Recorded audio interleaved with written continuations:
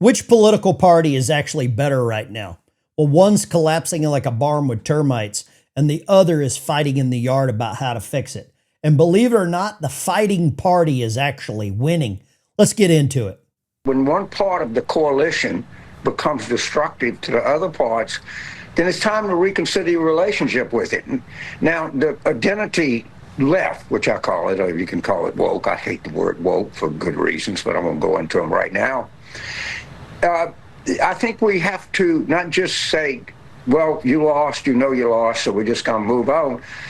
We might just have to affirmatively attack it because it was so stupid and it was so unpopular and no one wanted to use that kind of language. And it was a giant mistake. That's all I can say. It caused real damage to our electoral process. No one uses it anymore, so people say, oh no, James, just declare victory and walk away and be nice, and that's one option. The other option is to say this was a really, really stupid era in a wing of Democratic politics that caused irreparable harm to the party. So let's break down a question a lot of sane Americans are secretly asking. And James Carville brings up a great point, and I don't agree with him on many things. But the Democrat Party has left him behind. They have went so far left. Now, the question a lot of Americans are secretly asking, which party is actually better right now? And here's the wild part. Despite the noise, despite the drama, despite the Marjorie Taylor Greene going full WWE heel turn on MAGA, the Republican Party is weirdly in better shape than the Democrats. And yeah, I said it. I'm going to tell you why. Because while Republicans argue in public, Democrats are quietly being exposed as full-blown wackadoodles. The DNC is basically duct taped together like the rusty old truck that's one pothole away from losing the muffler. And right now, Democrats don't know who their base is anymore. They're bleeding working class voters, losing Hispanic voters, losing black voters, losing young voters, losing independents, meanwhile pretending everything is totally normal. It's like watching somebody rearrange the deck chairs on the Titanic while the band plays everything's fine. But here's the twist. Republican infighting actually helps Trump. And yeah, you heard that right. And if you don't believe me, look at the Marjorie Taylor Greene meltdown. As a conservative and as a business owner in the construction industry and as a realist, I can say we have to do something about labor, and that needs to be a smarter plan than just rounding up every single person and deporting them just like that. Right. So, and I'm going to get pushback on that, but I'm just living in reality from here on out. Yeah. And if anybody's mad at me for saying the truth, then I'm sorry. Marjorie Taylor Greene, ladies and gentlemen, our next president. Sorry, JD Vance. Well, I mean, there's people are saying it. I go to dinner parties. Does anyone believe that? Marjorie Taylor Greene just a couple of years ago, actually 1 year ago, was as MAGA as a red hat. And now she's saying we can't round up everyone and deport everyone because her construction company needs some people. But MTG suddenly decides now, after years of riding the MAGA train, she wants to reinvent herself as a principled conservative. She starts snapping at Trump on everything from Epstein to foreign policy to healthcare.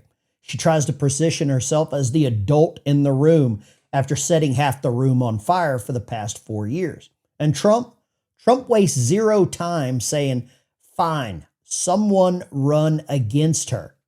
That's not chaos. That's a loyalty test. That's a correction. That's a party sharpening itself. Because when a party is actually healthy, you can see pushback. You see pressure. You see teeth. A broken party does the exact opposite. They hide all the disagreements, silence all criticism, and they pretend the boat isn't taking on water. Not one Democrat has came out and said a word about Nancy retiring, about people calling for Chuck Schumer to step down. Nobody has said anything within the Democrat Party about how feckless Hakeem Jeffries has been. I haven't seen Elizabeth Warren out actually campaigning. Where is Hillary? Where is Bill with all of the Epstein questions? Guess which one the Democrats are doing right now? They are staying quiet. Democrats are terrified to question anything. Biden's age, the border meltdown, inflation, crime, foreign policy, their own messaging. They're clinging to a narrative like it's the last roll of toilet paper in 2020. Their strategy is, shh, don't say anything wrong. Don't break the illusion. Don't draw any of the attention of the news. That is the sign of a party already collapsing. Republicans, meanwhile, are having a loud, messy, slobber knocker, public argument, drag down fight, and they're trying to figure out what direction to go in. Healthy movements debate. That's the way it is. Dying movements hide. Think about it. When a football team is winning, sidelines get loud. When a team is losing, like the Razorbacks, everybody gets quiet. Right now, the GOP is loud. The Democrats are whispering behind the scenes, panicked, hoping nobody notices the cracks. Let's be honest. MTG turning on MAGA isn't the end of the Republican Party. It's a purification process. Trump telling someone to primary her wasn't panic. It was leadership. It's a reminder you don't get to surf the movement and then attack the movement. If you jump off the ship, don't complain when the current takes you somewhere you didn't want to go or pulls you under. Democrats wish they had the level of energy that the Republican Party has right now. They wish they had a leader who could actually enforce direction. Tell me who the leader of the Democrat Party is in the comments. I'll read the best comments out loud on the next live stream. Democrats wish they had voters who still cared enough to fight. Their base is collapsing. Their ideas are collapsing. The coalition is collapsing. And the only thing they're holding on to is the hope that Republicans will implode first. But here's the truth they don't want you to see. Republicans aren't imploding. Iron sharpens iron. Democrats aren't winning. They're unraveling. So yeah, if you're asking which political party is actually better right now, the one that's fighting, the one with energy, the one that looks like they give a crap, the one where arguments are happening in the daylight instead of behind closed doors. Because conflict isn't the sign of a dying party. Silence is. And right now, the Democrat Party, quiet in all the wrong ways. Leave a comment down below. Who do you believe is the leader of the Democrat Party? Who is the heir to the throne for the Republican Party? Is it J.D. Vance, Marco Rubio, Tulsi Gabbard, RFK Jr.? All of them are former Democrats that had enough. They felt abandoned. James Carville pointed out at the beginning of this clip how abandoned that he felt.